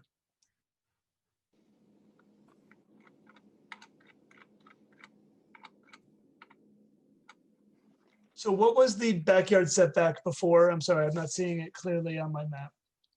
The existing, it's really hard for us to say, Dan, because it doesn't show up on the existing survey. From what we understand, we're relatively close to what the footprint was by going out there and seeing where the old foundation footings were, and looking at it on the Google Maps. We're within, I would say we're within 2 or 3 feet of where it was previously. But again, our side yard setbacks are significant there before. We've made it narrower so that we can get cars on both sides of the house. So I think one of the concerns from the person, or people rather, that wrote in was the unsightliness of cars parking in the front. And it seems as if you have solved for that in terms of Yes. providing adequate space along the sides. Along the sides of the building so that they don't park in front. I know that's a concern with all the people on the street, and it's always been a concern that comes to the planning board, and we always have to deal with that. So I took special measures to make sure that I was on both sides and not in front of the house. Right. There's adequate room beyond the end of the driveways for snow removal. It would have to be, Foothills does snow removal. I'm not 100% sure that they're doing snow removal for this lot, but the tenants themselves can push the snow straight back. It doesn't have to go off to the sides or anything. There's plenty of room straight back beyond the end of the paved areas. So it's not like snow would build up and build up and build up and push the cars out onto the sidewalk the way you see in some instances. Right.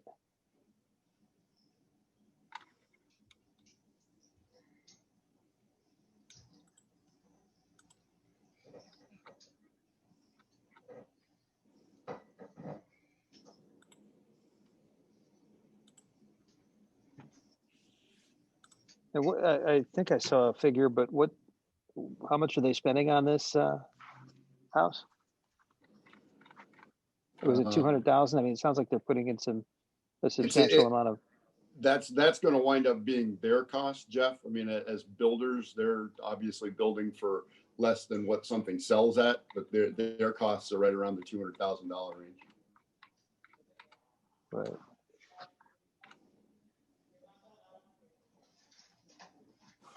Is there anyone from the public that wishes to comment on this? There's no one yet.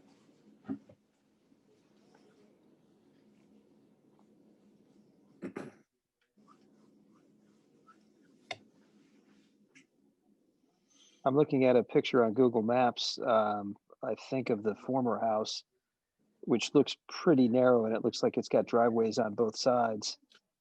Yeah, I Um, looked at one of them and I thought it did too, but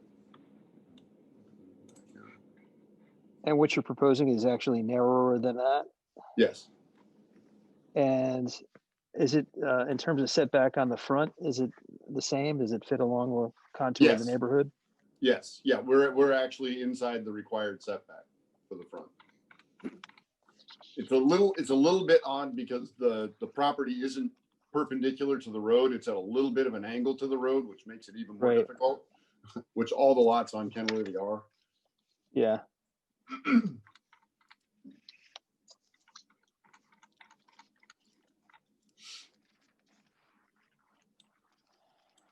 Are there any other questions from the board on this?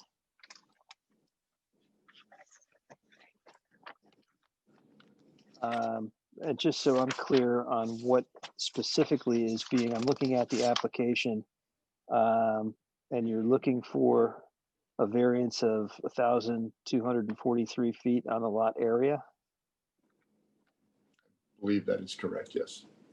And then the rear yard, you're looking for relief of 5 foot 10 inches. Yes.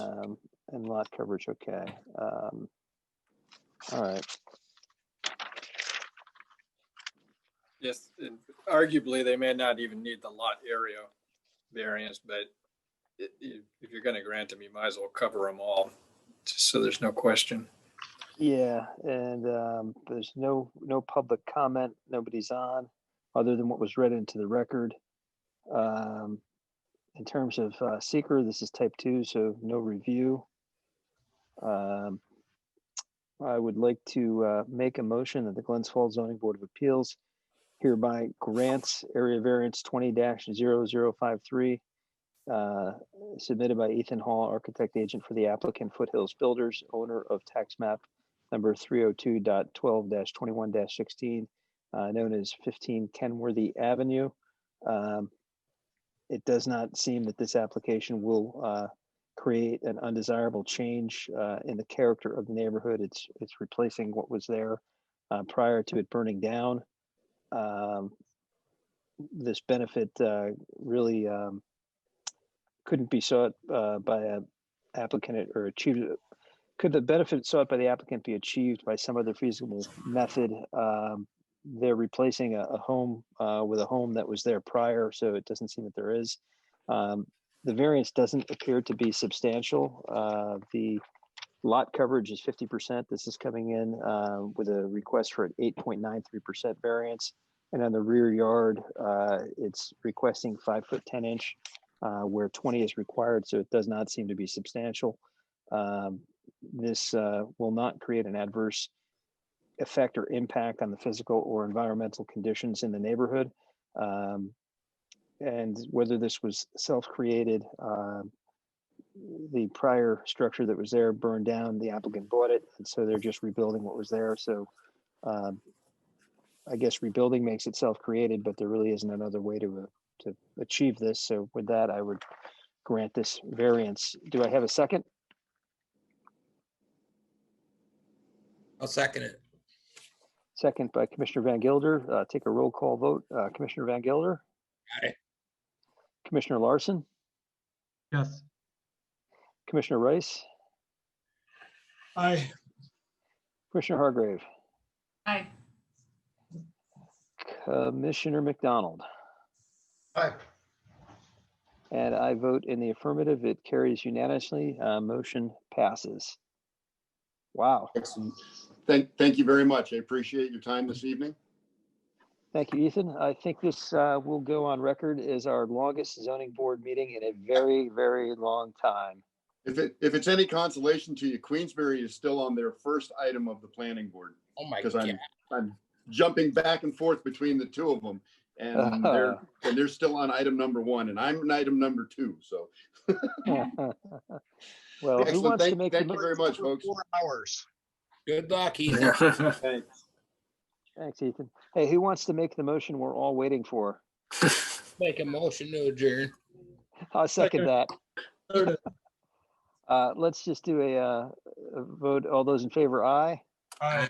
Aye. Those opposed, nay. motion of the chair, or the opinion of the chair, the ayes have it. Thank you, everybody, for your spirited thoughts and questions, and getting through all 7 applications this evening, especially in this new Zoom format. I hope I can find an Uber to my hotel now. I'm sitting in the lobby of an office. They probably think I'm crazy, but Yeah, thank you. Meanwhile, Thanks, safe guys. travels. All right, get home safe. Thank yeah, you. we'll see Have a y'all. good night, everyone. Bye-bye. Night. Bye. Peace.